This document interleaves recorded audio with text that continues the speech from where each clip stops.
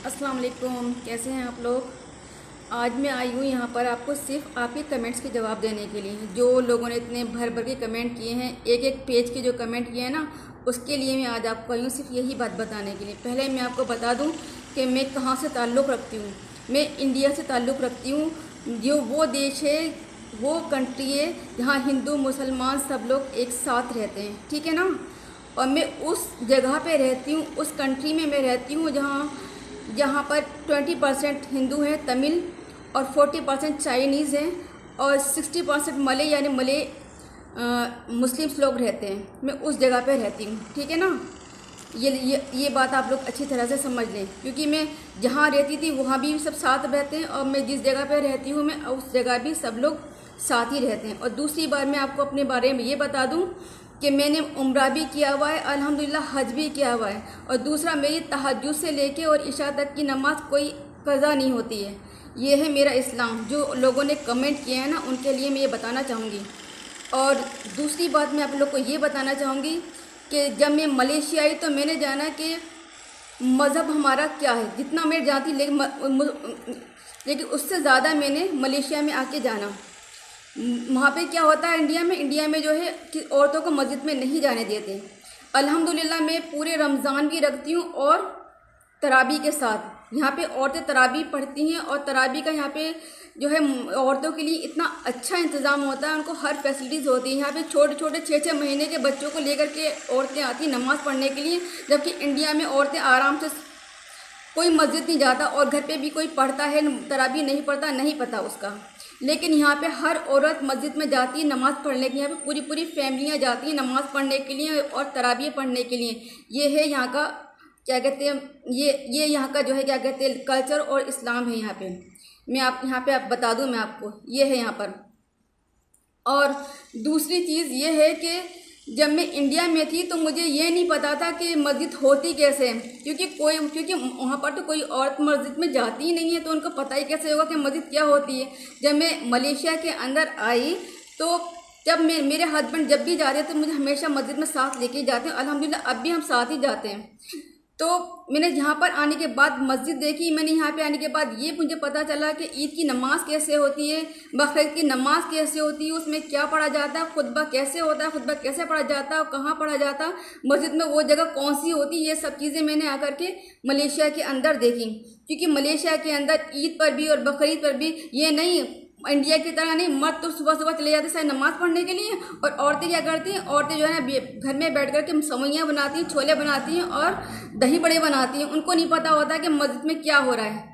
उनके लिए उन लोग जो है ना खाने पीने का सामान बनाने में बिजी होती है। लेकिन यहाँ पे ऐसा नहीं होता। यहाँ पे पूरी पूरी फैमिली जाती है मस्जिद के अंदर, और सब लोग नमाज़ पढ़ते हैं जाके, छोटे छोटे बच्चे भी औरतें भी सब। और औरतों का अलग इंतज़ाम होता है वहाँ पे।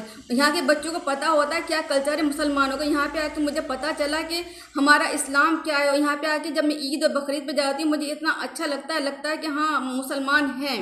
जो इंडिया वाले सुन लें अच्छी तरह से, तो मुझे और इस बात का मुझे बहुत ज़रा जवाब भी दे दीजिएगा। समझ में आया आप लोग को।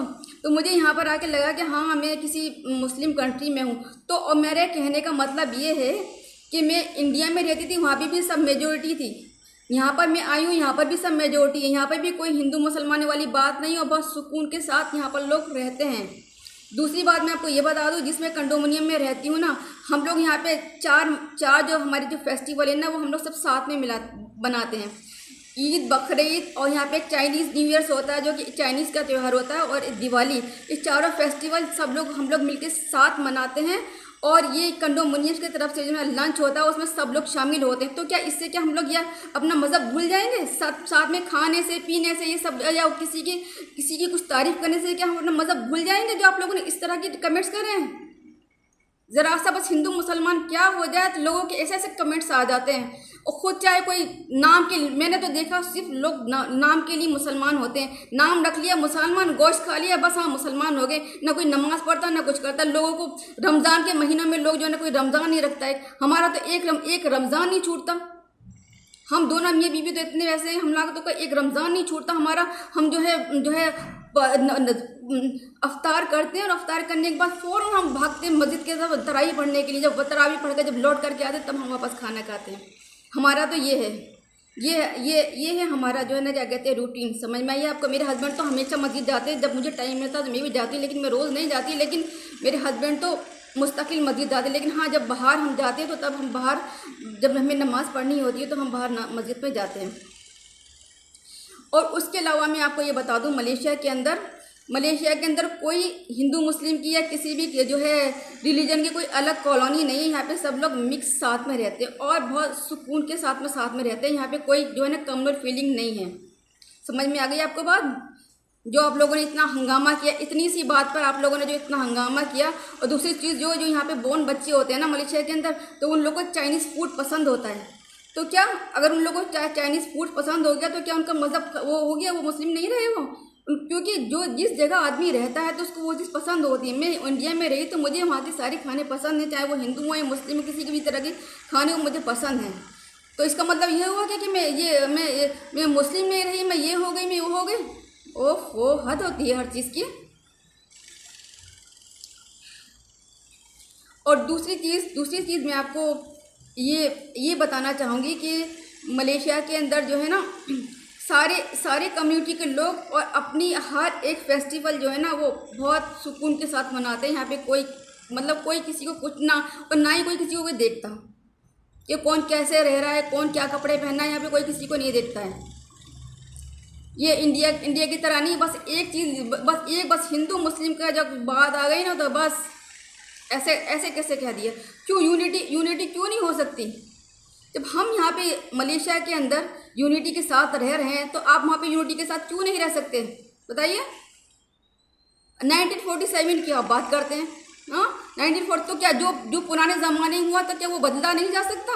क्या जो हमने मुझे बताइए, जो पहले ज़माने में कभी कुछ हुआ करता था क्या वो नहीं बदला?